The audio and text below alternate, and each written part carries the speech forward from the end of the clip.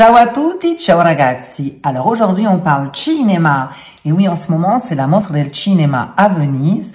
Alors pour tout savoir sur cet événement, sur la sélection et surtout comment suivre cet événement gratuitement depuis la France, c'est ici, c'est tout de suite. Et restez bien jusqu'à la fin car je vous ai préparé une cocotuche spéciale bon plan. Elle est cousu main, elle est aux petits oignons.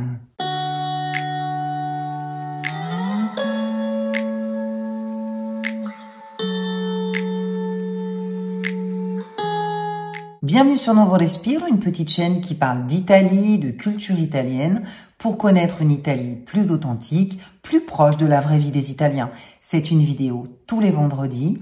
Je vous invite à vous abonner en activant la petite cloche, à liker en mettant un petit pouce bleu et à partager cette vidéo avec vos amis. Alors aujourd'hui, on parle cinéma et on parle de la Mostra di Venezia. Mais qu'est-ce que c'est exactement que cette mostra? La Mostra Internazionale del Cinema di Venezia, le Festival international du cinéma de Venise, se déroule chaque année en septembre au Lido de Venise. Il a été créé en 1932, c'est le festival de cinéma le plus ancien au monde. L'atmosphère qui y règne est unique, au cœur de la lagune, du cinéma, des acteurs, des stars, du glamour.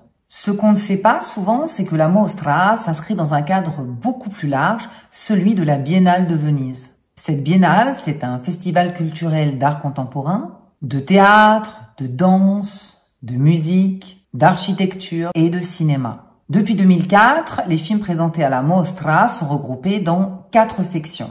Il Concorso, ce sont les films en compétition. Orizzonti, la catégorie Horizon.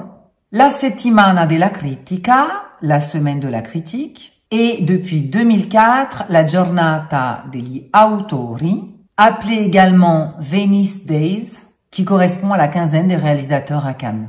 La principale récompense de ce festival, la plus prestigieuse, c'est le Lion d'Or, qui existe depuis 1949.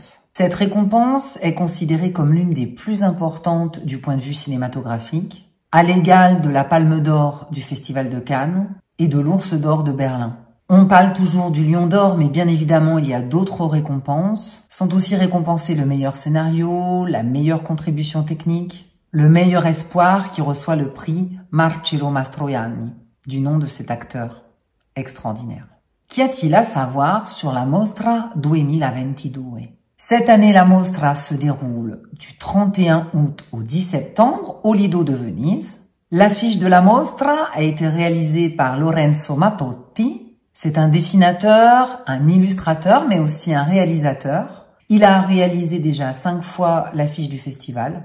Il est italien, mais il vit et il travaille à Paris et je vous invite chaudement à aller consulter son travail sur son site internet car ce qu'il fait, cette année, 56 pays sont représentés. C'est une édition très riche. Il y a déjà des paris sur les favoris pour la course aux Oscars. En effet, on a l'habitude de dire que la Mostra del Cinema di Venezia, qui se déroule en septembre, inaugure le début des grands festivals, puisqu'on a le Festival du cinéma de Berlin en février, le Festival de Cannes en mai. Cette édition est la 79e et se veut une fenêtre ouverte sur le monde, comme son directeur artistique Alberto Barbera l'a précisé lors de la présentation en ligne du festival. Pour la sélection 2022, 1877 films ont été visionnés, dont 208 italiens. Au total, 23 films seront en lice pour le prestigieux Lion d'Or. Et cette année, l'Italie et la France sont particulièrement bien représentés avec 5 films par pays.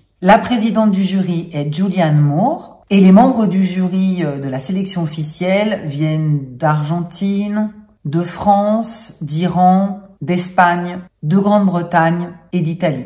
Au total, il y a 73 films dans la sélection officielle, 16 courts-métrages, 2 séries télévision hors compétition, 19 films restaurés et 9 documentaires sur le cinéma. Alors, comment faire si vous voulez suivre la Mostra depuis votre canapé? Pour suivre la Mostra depuis la France, un indice que je vous donne, Ciccia, Canal+.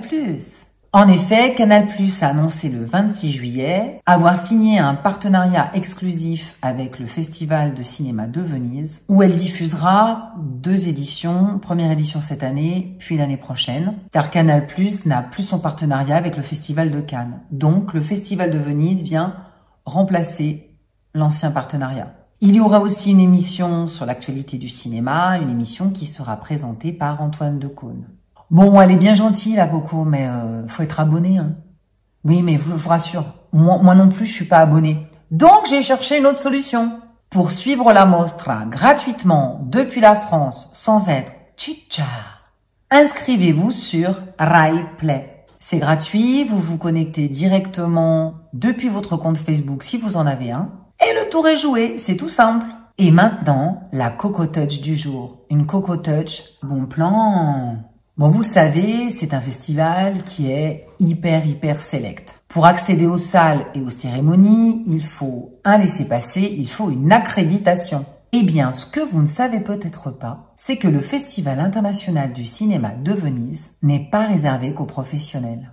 Les projections sont ouvertes au public, mais pour la plupart, elles sont payantes. Bon, elles sont payantes, c'est pas non plus... wow, 15 € en plein tarif, 12 € la place en tarif réduit. Les films sont projetés en version originale, sous-titrés en italien et en anglais. Bon, c'est sûr, si tu parles pas italien et que t'es une quiche en anglais un peu comme moi... Alors, si vous êtes cinéphile, pourquoi ne pas envisager quelques jours en septembre l'année prochaine pour aller vous faire une toile au Festival International del Cinema Italiano. Et ça claque quand même. Bon, Coco Touch bis, je peux peut-être vous donner mon pronostic. Alors, il y a un film, je pense, qui va défrayer la chronique. On a peu de choses dessus, puisque voilà, l'idée c'est vraiment de garder le suspense jusqu'à la fin. Mais il y a un film d'Abel Ferrara qui s'intitule Padre Pio. Et à mon avis, il va faire parler de lui en Italie, car Padre Pio, c'est une institution qu'on n'y touche pas. Donc, j'ai hâte de voir ce qui va se passer. Voilà, moi je vous remercie d'avoir regardé cette vidéo et je vous dis à vendredi pour un nuovo respiro. Ciao, ciao!